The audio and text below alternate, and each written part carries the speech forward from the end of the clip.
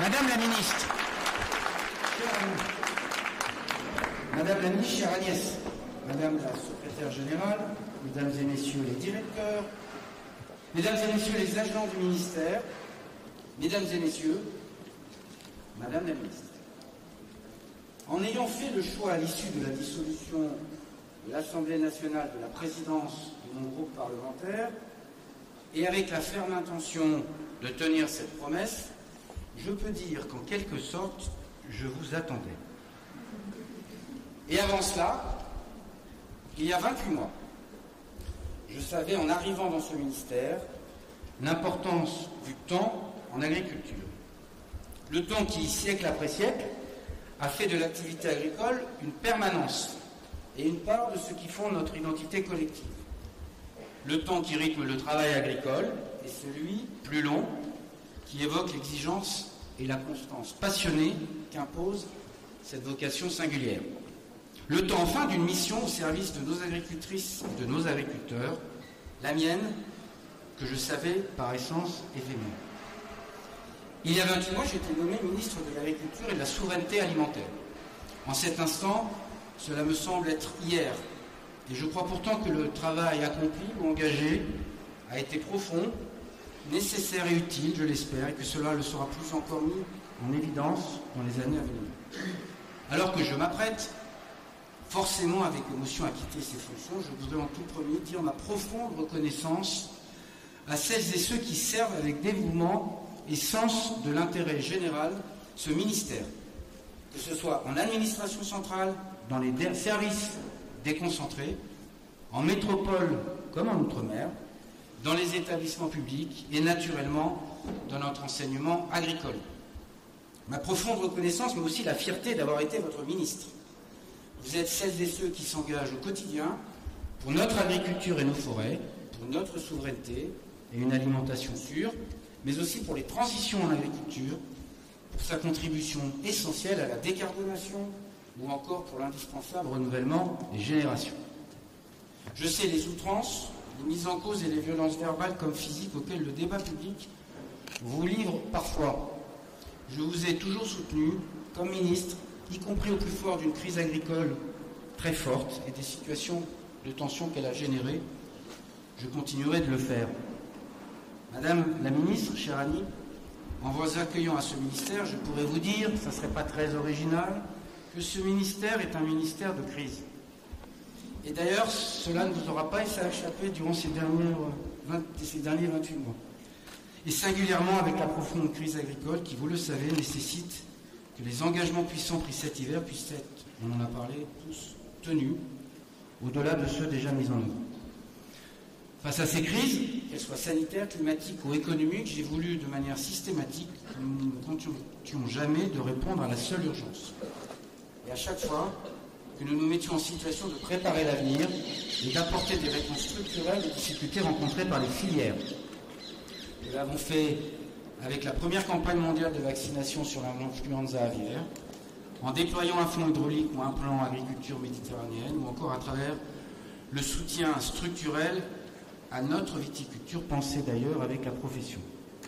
Je voudrais, Madame la Ministre, que vous entriez dans cet hôtel en ayant la conviction que ce n'est pas ici qu'un ministère de crise, mais davantage un ministère dont la vocation première doit être de donner et de retrouver à nouveau du sens.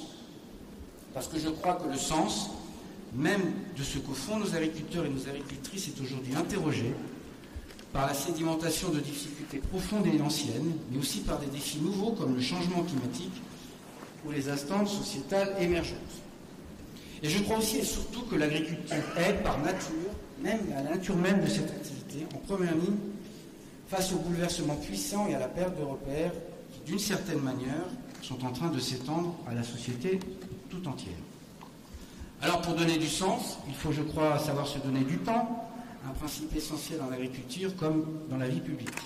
S'affranchir des conservatismes et des immobilismes de toute nature et se défier des postures et parfois de la facilité. Le monde agricole mérite une parole claire, qui soit tenue. Il est à sa base, contrairement à l'image dans laquelle il est parfois enfermé, prêt au changement, si le chemin tracé est celui de la confiance, du respect et de la compréhension mutuelle. Dans cette optique, j'ai essayé à chaque instant de me tenir à un équilibre entre l'impératif de souveraineté alimentaire et la nécessité de mener les transitions, en particulier agroécologiques. Souveraineté et transition comme principe de décision et comme principe d'action. Nous l'avons fait dans le soutien apporté aux filières avec la nouvelle politique agricole commune, la réforme de l'assurance récolte, ou au travail massif engagé en faveur de la simplification, dont je conseille que le travail se poursuive, parce que la simplification, je le dis souvent, est une œuvre un peu de tous les jours. Il n'y a pas de grand soir de la simplification, c'est une œuvre de tous les jours. Et les plans de souveraineté, évidemment, mis en place. Je l'ai fait, et nous l'avons fait avec Agnès, avec la planification écologique, qui est un budget d'une ampleur historique. Cela va permettre que l'agriculture et la forêt jouent un rôle majeur pour la transition écologique et la décarbonation de notre économie, avec le PARSADA, pour la recherche d'alternatives aux produits phytosanitaires, le pacte en faveur de la haie, le plan en faveur de l'agriculture méditerranéenne, je le disais, ou le renouvellement forestier.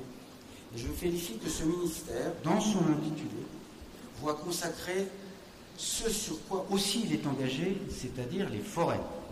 Je l'avais évoqué dans mon entretien il y a quelques jours avec le Premier ministre en lui indiquant l'impérieuse nécessité, pour moi, de mieux mettre en valeur la fonction forêt de ce ministère. C'est chose faite, et cela vient consacrer, je crois, nos efforts collectifs et partagés sur le sujet. Je l'ai fait enfin, et nous l'avons fait enfin, je le dis sous les des parlementaires présents, sur le renouvellement des générations, défi au cœur de l'enseignement agricole, auquel je vous sais particulièrement attaché, Madame la Ministre. Vous qui avez pris activement part, j'en témoigne, au débat sur le projet de loi d'orientation. Pacte et projet de loi, il nous appartiendra, mais il vous appartiendra surtout à vous, désormais, d'en impulser les suites. Et vous pourrez compter sur mon soutien et ma détermination comme président de groupe pour que ce travail puisse aboutir en partenariat avec votre action ministérielle. Enfin, je veux dire que je n'ignore rien des difficultés profondes qui doivent être surmontées, en particulier cette crise qui traverse l'agriculture. Nous avons posé durant ces 28 mois des jalons pour y parvenir. Le chemin est encore long, et je le dis avec une grande humilité.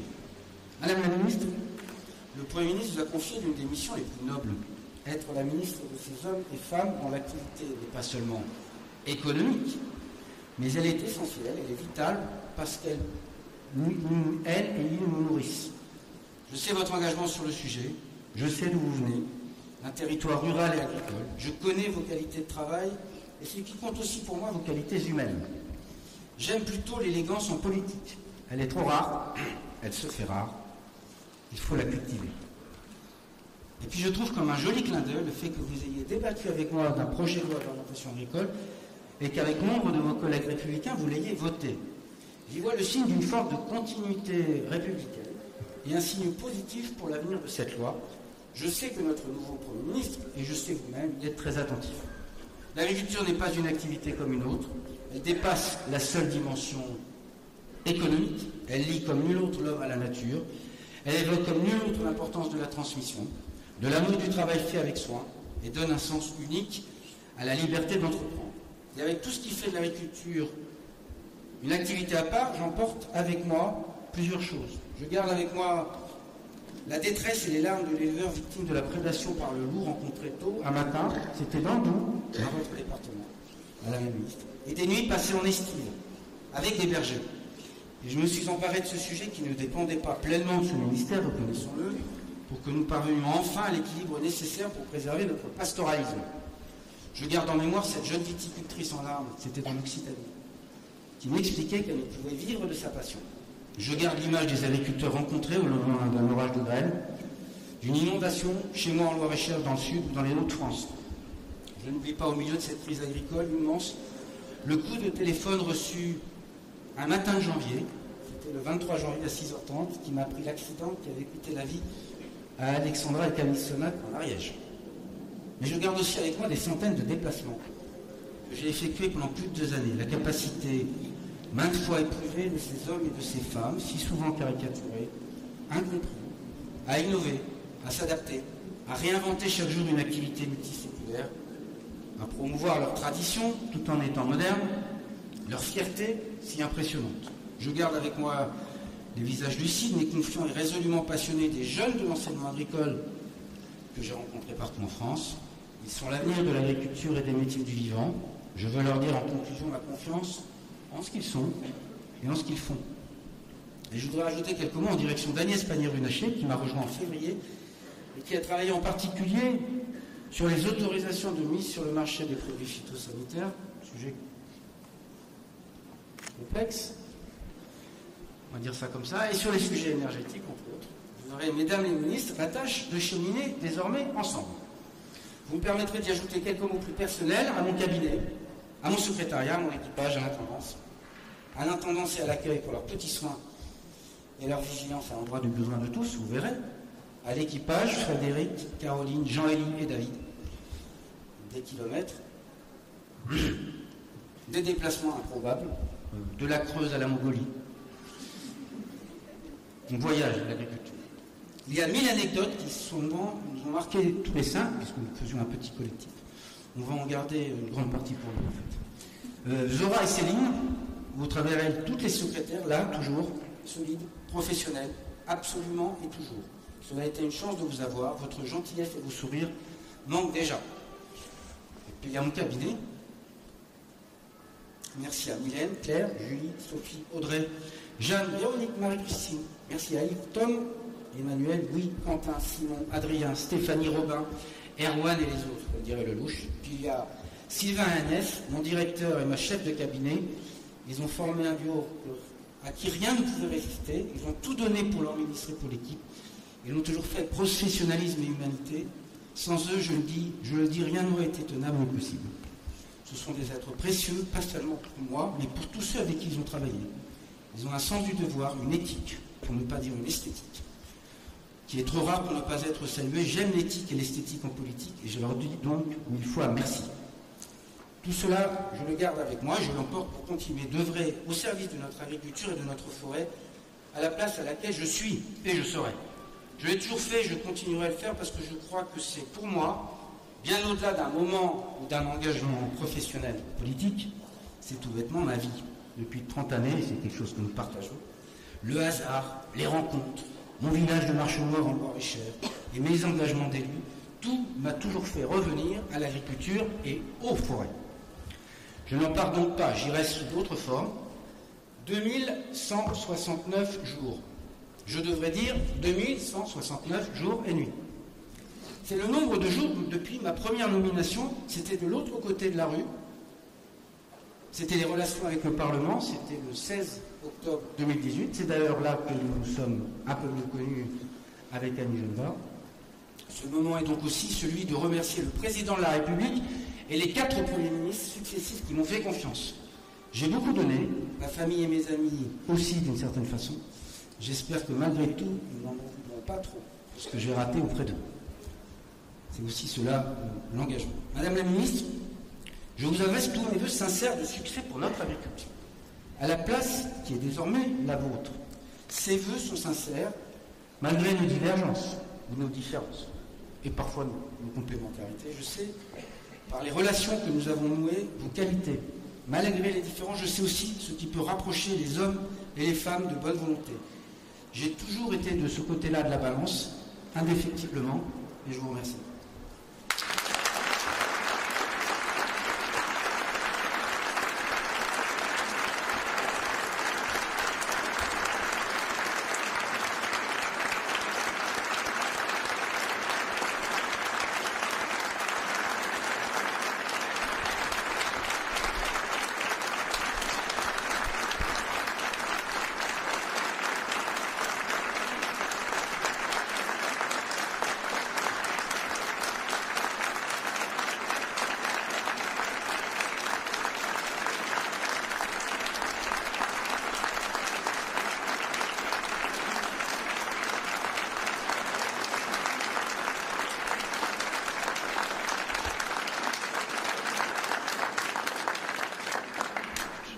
Laisser le temps de t'exprimer leur reconnaissance et leur amitié. Monsieur le ministre, cher Marc, Madame la ministre, chère Agnès, Mesdames et Messieurs, je voudrais tout d'abord remercier Marc Fesneau, qui s'est montré un ministre attentif à la députée d'opposition que j'étais. Je sais donc, et depuis longtemps, parce que nous nous connaissons depuis longtemps, nous avons siégé ensemble à l'Association des maires de France, je crois que c'est là que nous avons fait connaissance. Je sais donc tout le respect qu'il porte non seulement aux relations nouées dans l'action politique, mais qu'il porte plus singulièrement au secteur agricole. Je me réjouis à la perspective, chère Agnès, de travailler avec vous dans le périmètre ministériel qui est désormais le vôtre. Je voudrais tout d'abord vous dire ma fierté. La fierté d'avoir été nommée à cette fonction par le président de la République, Emmanuel Macron, sur proposition du Premier ministre Michel Barnier. Je les remercie tous les deux. J'arrive dans ce ministère, qui est un grand ministère, présent dans chaque département de France, y compris l'outre-mer, bien sûr. Je salue les services dont chacun connaît le dévouement et que votre ministre sortant a eu la gentillesse et l'émotion de rappeler. Le contexte, vous le savez, est tout à fait particulier. L'attente dure depuis longtemps, une crise sanitaire grave dans l'élevage, trop d'eau dans certaines régions, pas assez dans d'autres, la baisse des rendements dans presque tous les secteurs de production, notamment pour les céréales, nous sortons de la pire moisson depuis 40 ans, mais aussi dans la viticulture. Tout cela fragilise gravement les exploitations et leur trésorerie. Elles subissent le ciseau de prix à tonnes et de l'inflation des charges. L'inquiétude domine, les attentes sont immenses, je le sais, l'impatience est grande depuis des mois. Je veux et je dois avancer vite. Je vais faire en sorte que dans les semaines qui viennent, de premiers résultats se voient dans les cours de ferme. Le calendrier électoral a trop pesé sur le monde agricole. Le chef du gouvernement a toujours ardemment défendu le monde agricole, dont il a été en son temps le ministre, chacun le sait. Il a compris que les agriculteurs seraient les premiers impactés par les aléas climatiques et la multiplication des crises sanitaires. Il le sait comme moi, qui suis élu d'une terre rurale. Le monde agricole est au bout de la chaîne des difficultés, mais il formera aussi celle des solutions. Je peux en témoigner. Les agriculteurs me l'ont redit samedi, le jour de ma nomination, en ces termes. On a des problèmes, mais on peut aussi être la solution. Je ressens une certaine fierté, elle n'est pas personnelle. Cette fierté, elle est celle des agriculteurs et des habitants de cette si belle région du Haut-Doubs d'où je viens. Avec moi, ce sont leurs espoirs, leurs difficultés et leur solidité qui entrent dans ce ministère. En ce moment solennel, je veux témoigner un soutien indéfectible aux agriculteurs, à tous les agriculteurs, quelle que soit leur région et la spécificité de leur activité. C'est avec une égale attention, une même vigueur que je veux les entendre pour ajuster les réponses concrètes, rapides et opérationnelles qu'ils attendent et que d'ailleurs nous construirons ensemble. J'ai une immense admiration pour cette profession difficile qui subit trop souvent des procès très injustes, exprimés quelquefois violemment. L'on peut comprendre que ce soit insupportable à vivre. Je partage le sentiment de révolte de certains face à des activistes qui détruisent les moyens de production et l'outil de travail indispensable pour nous nourrir.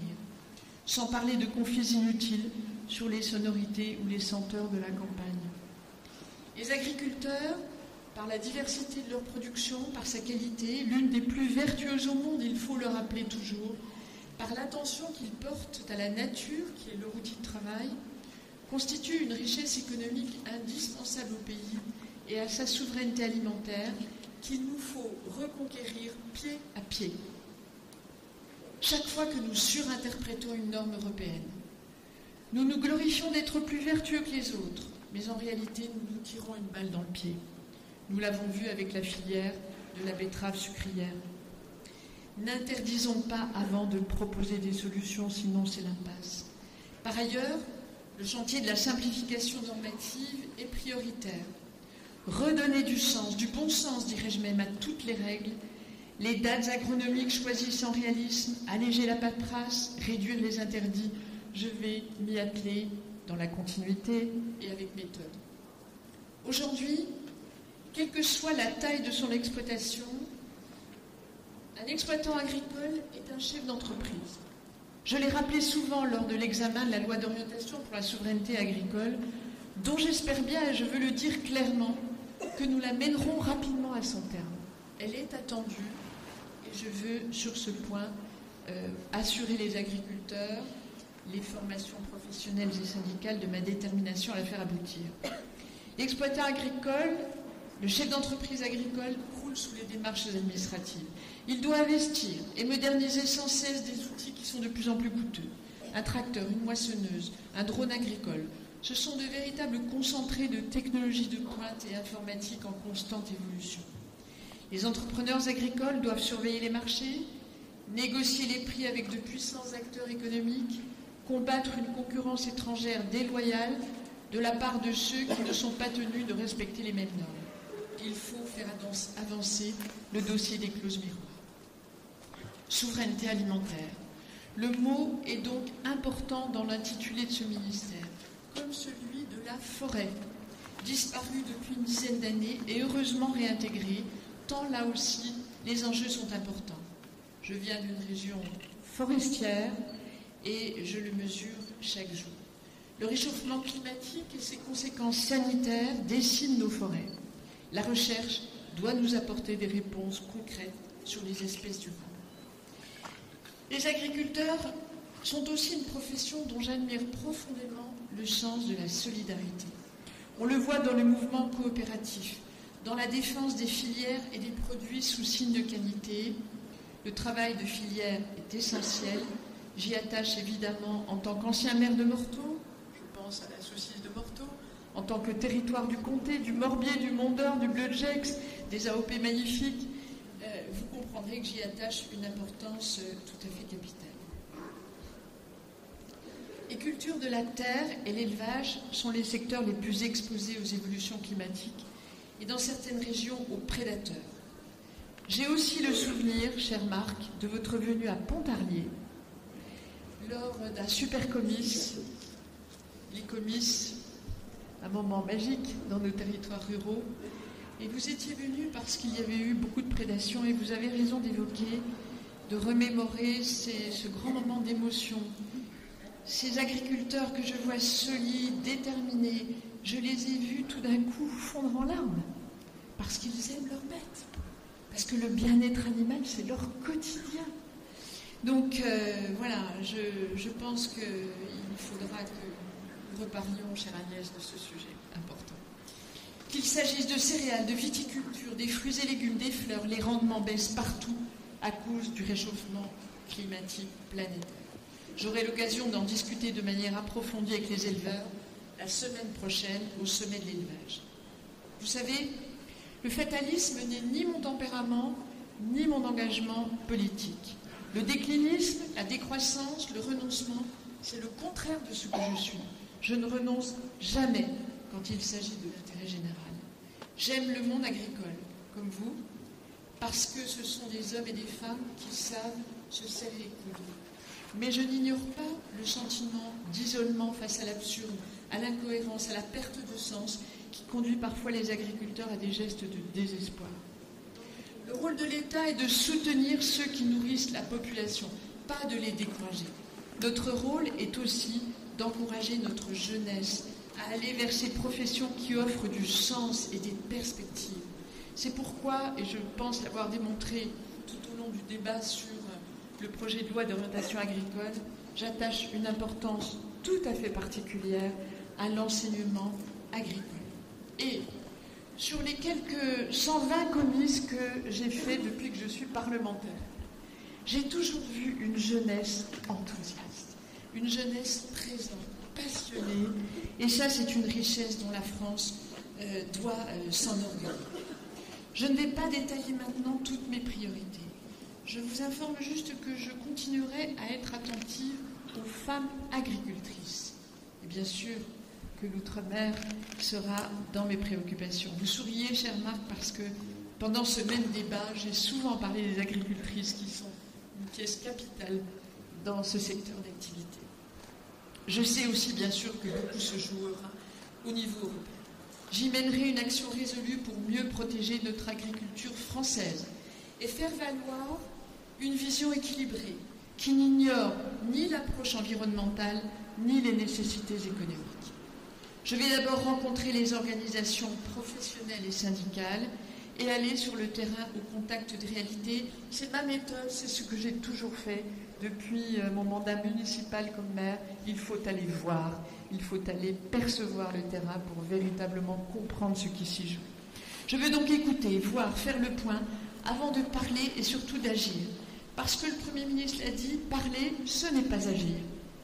Et notre mission dans ce gouvernement est d'agir vite quand l'urgence commande et d'agir juste. Je vous remercie.